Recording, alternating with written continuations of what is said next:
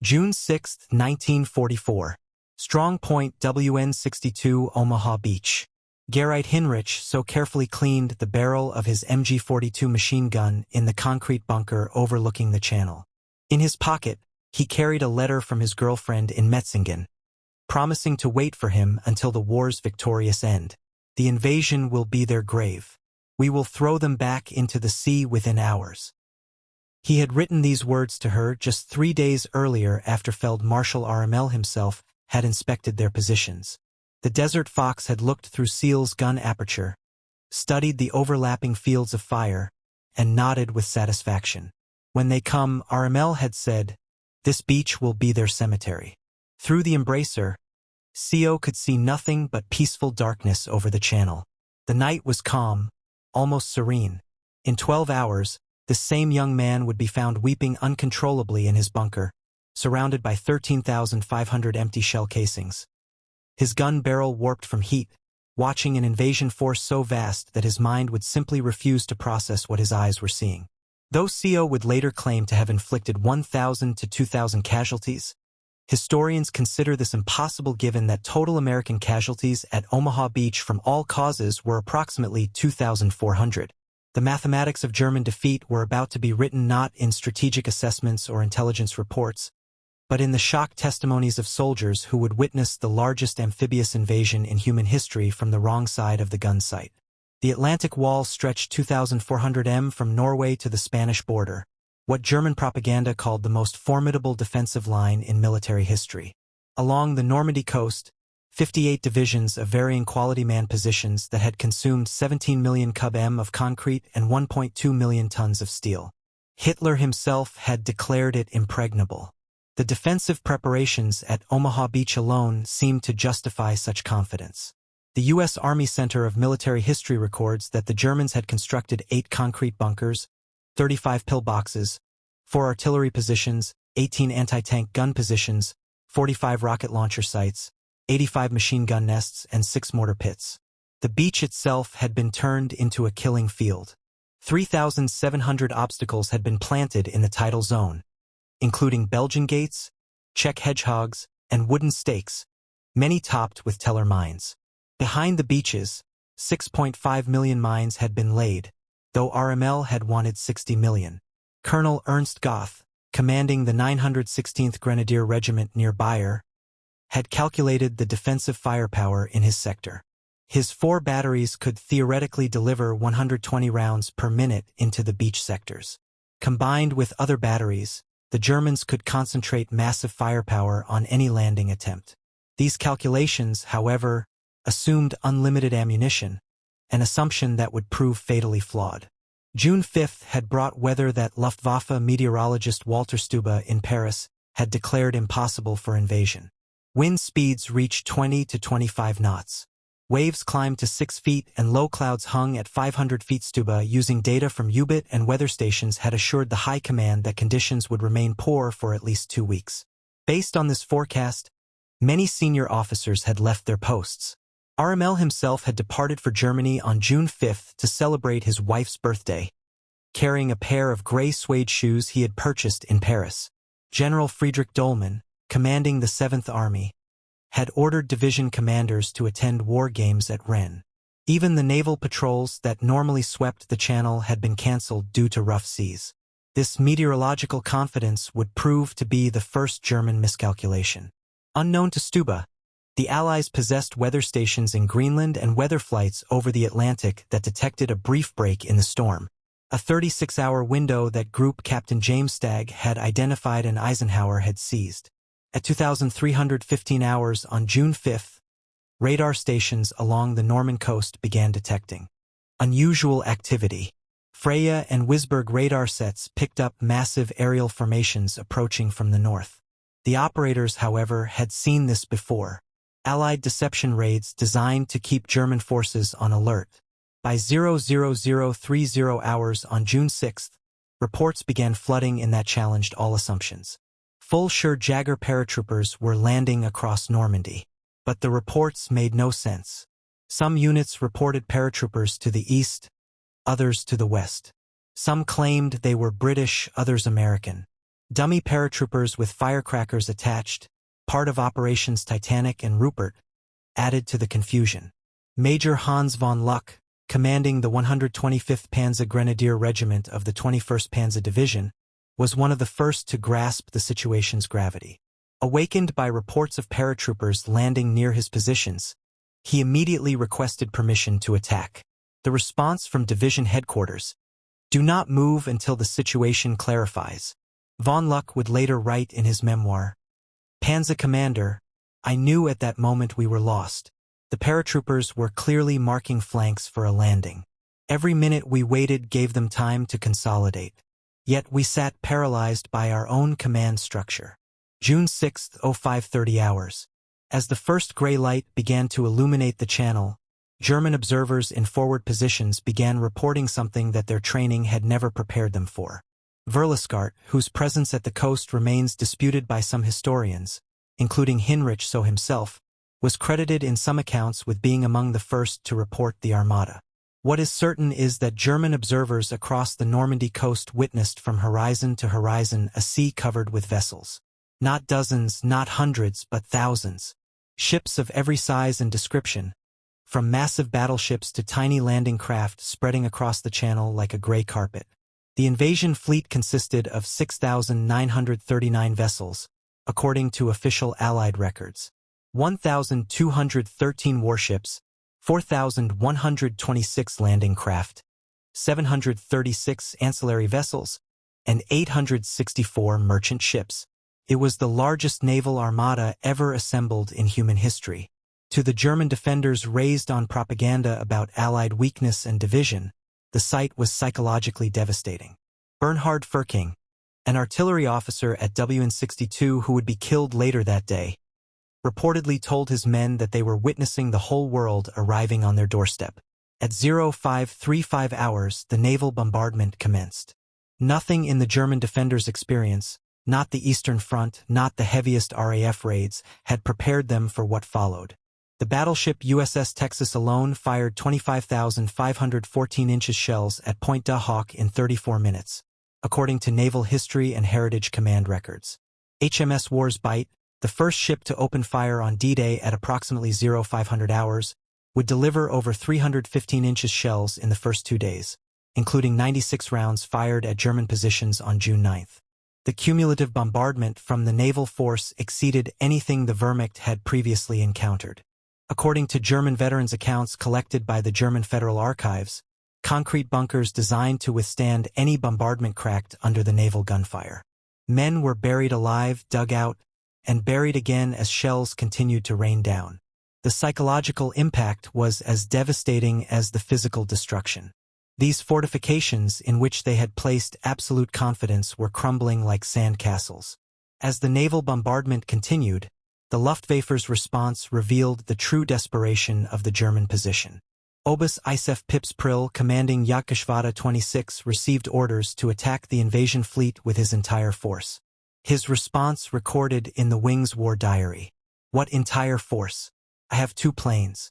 The Luftwaffe, which had promised air superiority over any invasion, could muster only 319 sorties on D-Day against 14,674 Allied sorties. According to U.S. Navy Office of Naval Intelligence records, Priller and his wingman Unifitzia Heinz Vodakik made the only Luftwaffe attack on the beaches during the morning of June 6, strafing Sword Beach once in their FW-190A8 fighters before fleeing from overwhelming Allied fighter cover. This single strafing run by 2 planes against an invasion force of thousands became a symbol of German impotence. The promised knights of the air who would darken the skies over any invasion had been reduced to a futile gesture. At 0630 hours, the first assault waves hit the beaches. German defenders, despite the bombardment, manned their positions and opened fire. What followed was carnage that shocked even hardened veterans. Heinrich Severloh, the machine gunner at WN62, began firing at 0635 hours.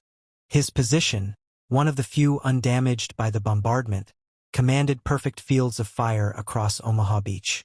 In his 2005 memoir WN62 Erinnerungen and Omaha Beach, he stated he fired 13,500 rounds over 9 hours. While CO claimed massive casualties, Military historians note that his position, though deadly, was one of many factors in the Omaha Beach casualties, and specific numbers cannot be verified.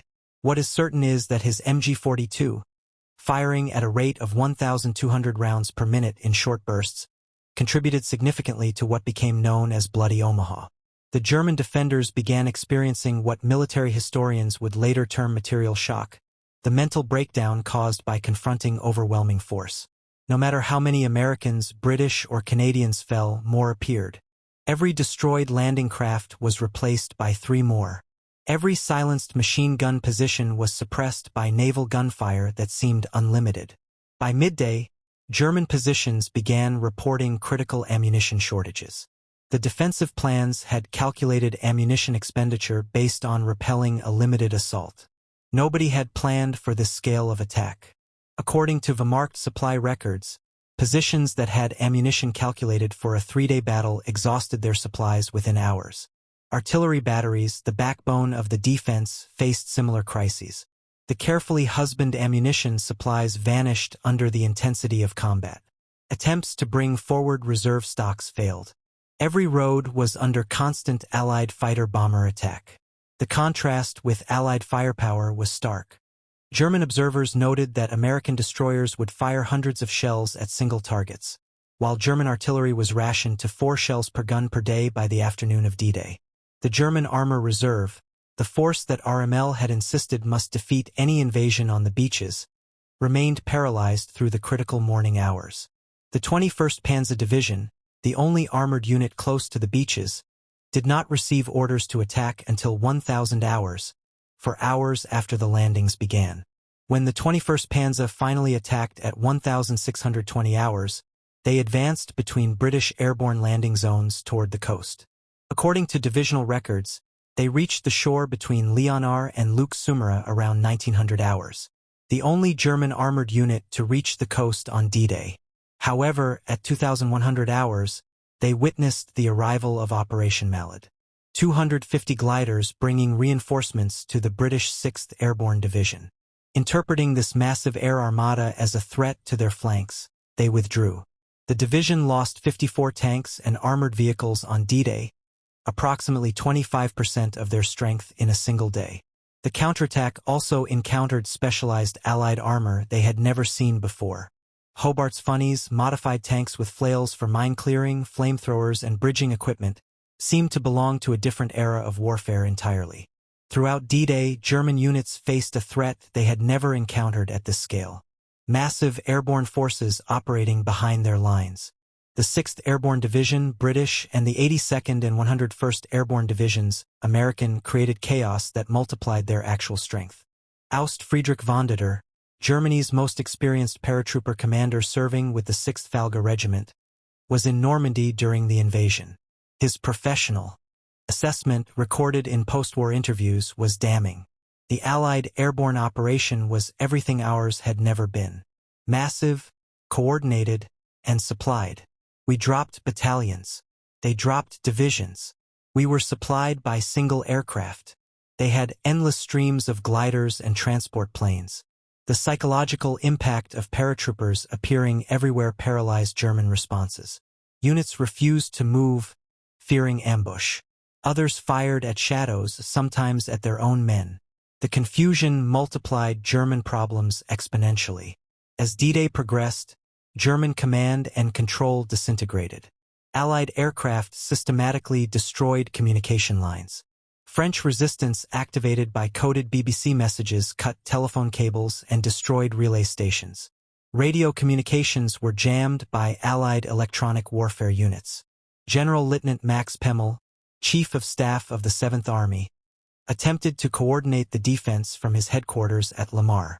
His war diary records increasing frustration as contact with forward units disappeared. By noon, entire divisions had vanished from the communication network. Individual unit commanders made decisions in isolation without knowledge of the larger picture. As darkness fell on June 6th, surviving German defenders took stock of their situation. The impregnable Atlantic Wall had been breached in multiple places. The Luftwaffe had essentially ceased to exist over Normandy.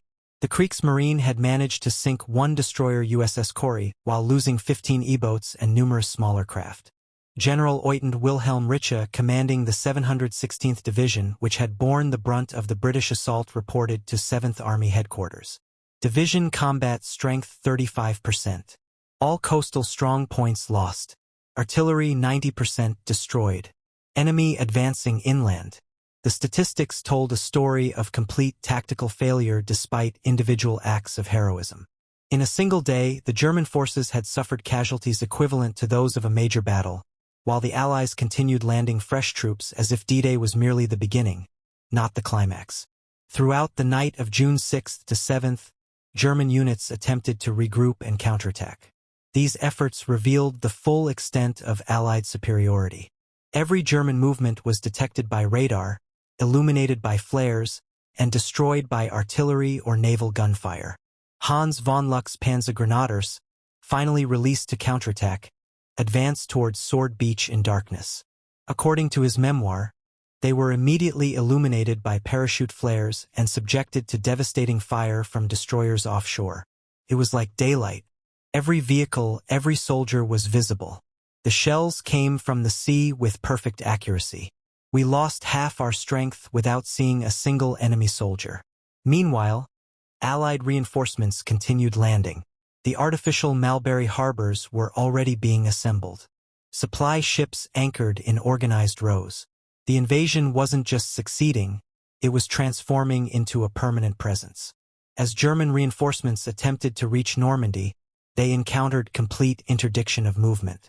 Every road, railway, and bridge was under constant attack. According to Wehrmacht transportation records, units that should have reached the front in one day took up to 2 weeks. The 2nd SS Panzer Division, Das Reich, stationed near Toulouse, took 17 days to reach Normandy, a journey that should have taken 3 days. They arrived having lost 30% of their vehicles to air attack without firing a shot at ground forces. The psychological impact was devastating. If they couldn't even reach the battlefield intact, how could they hope to influence it? Meanwhile, Allied logistics operated with stunning efficiency. LSTs, landing ship, tank, discharged entire armored regiments in hours. Within days of D-Day, the Allies were landing 15,000 tons of supplies daily, more than the entire German army in Normandy consumed in a week. By June 12th, German forces in Normandy were approaching psychological collapse. They had lost 26,000 men killed, wounded, or missing, roughly equivalent to 2 full divisions. Replacements were minimal. Meanwhile, Allied strength grew hourly. Carentan fell on June 12th, linking Utah and Omaha beaches. The German paratroopers of the 6th Fallschirm Jäger Regiment, elite troops who had never previously retreated, withdrew in disorder. Their commander, Friedrich Fonder, reported to higher headquarters, "My regiment no longer exists as a combat unit. The survivors are psychologically broken." On June 13th, SS Oberturmführer Michael Wittmann achieved one of the few German tactical victories in Normandy. According to British military records, he destroyed 13 to 14 tanks, 2 anti-tank guns, and 13 to 15 personnel carriers in the Battle of Villers-Bouage within 15 minutes. German propaganda seized on this victory as proof that German arms could still prevail. But even this victory revealed the futility of the German position. Wittmann's Tiger tank, disabled in the battle, was replaced by the Germans with difficulty. The British losses were replaced within hours. The tactical brilliance of individual German soldiers could not overcome industrial mathematics. Wittmann himself, with 138 confirmed tank kills across all fronts, was killed on August 8 when his Tiger was destroyed. Whether by British gunner Joe Ince of the Northamptonshire Yeomanry or Canadian forces remains disputed. The Wehrmacht's greatest tank ace was eliminated by an enemy that could afford to trade 10 tanks for 1 Tiger. The fall of Cherbourg on June 26 provided another psychological blow. This major port, fortified over 4 years and garrisoned by 21,000 men, was supposed to hold for months. It fell in 5 days of serious fighting. General Lieutenant Karl Wilhelm von Schleben, commanding the garrison, had proclaimed he would defend Cherbourg to the last bullet. Instead, he surrendered on June 26. In his post-war interrogation, He explained that resistance became meaningless against unlimited enemy resources, a theme that would echo throughout German accounts of Normandy. Operation Cobra, beginning July 25, delivered the knockout punch to German forces in Normandy. According to official U.S. Army Air Force records, the preparatory bombardment involved 153 heavy bombers, 380 medium bombers, and 550 fighter bombers, dropping over 4,100 tons of bombs in a concentrated area just 7,000 yards wide and 2,500 yards deep. General Lieutenant Fritz Baulein, commanding Panzer Division, reported to Army Group B, "My division is annihilated. The psychological effect on the survivors is indescribable. They are no longer soldiers but broken men." The bombing was so intense that it killed Lieutenant General Leslie McNair, the highest-ranking American officer killed in the European theater, who was observing from what was thought to be a safe distance. If American generals weren't safe from their own firepower, what chance did German soldiers have? The Files Pocket August 12 to 21 became the graveyard of German forces in Normandy. According to Allied intelligence reports confirmed by post-war German records, approximately 10,000 Germans died in the pocket and 50,000 were captured. Over 300 tanks and armored vehicles were destroyed along with 2,500 other vehicles. German soldiers attempting to escape described scenes of apocalyptic destruction. Roads were carpeted with dead horses and burning vehicles. Allied fighter-bombers attacked in waves every 20 minutes. Artillery fell continuously. The systematic destruction was so complete that many soldiers simply gave up, preferring captivity to certain death. The final accounting of the Normandy campaign tells a story of complete German defeat. German losses June 6 to August 31. Approximately 320,000 casualties, 30,000 killed, 80,000 wounded, 210,000 missing or captured, 2,300 tanks destroyed, virtually all armor in France, 2,127 aircraft lost. Allied losses 29,672 casualties with replacements exceeding losses daily. Approximately 4,000 tanks lost replaced within weeks. 11 aircraft lost from a force exceeding 13,000. The disparity revealed the fundamental truth. Germany was fighting a nutritional battle it could not win against an enemy with virtually unlimited reserves. Professional German military officers provided the most objective assessments of the disaster. General Diensttruppen Heinrich Severloh, who assumed command in Normandy after Rommel, was wounded, reported to OKW on August 1. The enemy's material superiority is at least 20-1 in artillery, 10-1 in tanks, and absolute in aircraft. He can replace all losses within days. We cannot replace anything. General Hanspadel, Rommel's chief of staff, wrote in his 1949 memoir. Normandy proved that courage alone could not overcome industrial supremacy. We faced an enemy who had mechanized not just warfare, but victory itself. General Feld Marshal Rommel left the most powerful testament to the Normandy experience. In his final report to Hitler on July 15, 2 days before being severely wounded by Allied aircraft, he wrote, "The troops are fighting heroically everywhere, but the unequal struggle is nearing its end. The enemy's overwhelming superiority in men and material is beginning to tell. I must beg you to draw the necessary conclusions without delay." This was military language for complete defeat. Rommel, Germany's most celebrated commander, was telling Hitler that the war was lost. The Normandy campaign revealed that World War II had become a production war. German soldiers witnessed American industrial capacity that defied their comprehension. Ford's Willow Run plant alone produced one B-24 bomber every 63 minutes at peak production. American factories produced 96,000 aircraft in 1944. Allied ammunition expenditure in one day exceeded German production in a month. A single American division consumed more supplies daily than an entire German corps. Hans von Luck, reflecting on Normandy in his memoir, wrote, "We learned that modern war was not about tactics or courage, but about production. The Americans had turned war into an industrial process. They manufactured victory on assembly lines. The German soldiers who survived Normandy were psychologically transformed. They had witnessed the complete invalidation of everything they had been taught about warfare, racial superiority, and national destiny. Heinrich Severloh, the machine gunner of WN-62, spent the rest of his life haunted by his D-Day experience. In his 2005 memoir, he wrote about meeting American D-Day veterans. "We all realized we had been young men thrown into an industrial slaughterhouse. My 13,500 rounds meant nothing against their unlimited replacements." Friedrich von Donder Heiter, the paratrooper commander, became a professor of international law after the war. He wrote, "Normandy taught us that the era of warrior heroes was over. War had become a matter of industrial capacity, and we had challenged the world's greatest industrial power with horses and outdated dreams." D-Day, from the German perspective, was not merely a military defeat. It was a complete ideological and psychological collapse. Soldiers who had conquered most of Europe discovered that everything they believed about their enemies, their cause, and their capabilities was catastrophically wrong. They had expected to face weak, divided democracies. Instead, they encountered an alliance that had transformed war into an industrial process of overwhelming efficiency. They witnessed democracy's arsenal in action. Unlimited ships, planes, tanks, and supplies flowing from factories whose capacity exceeded German comprehension.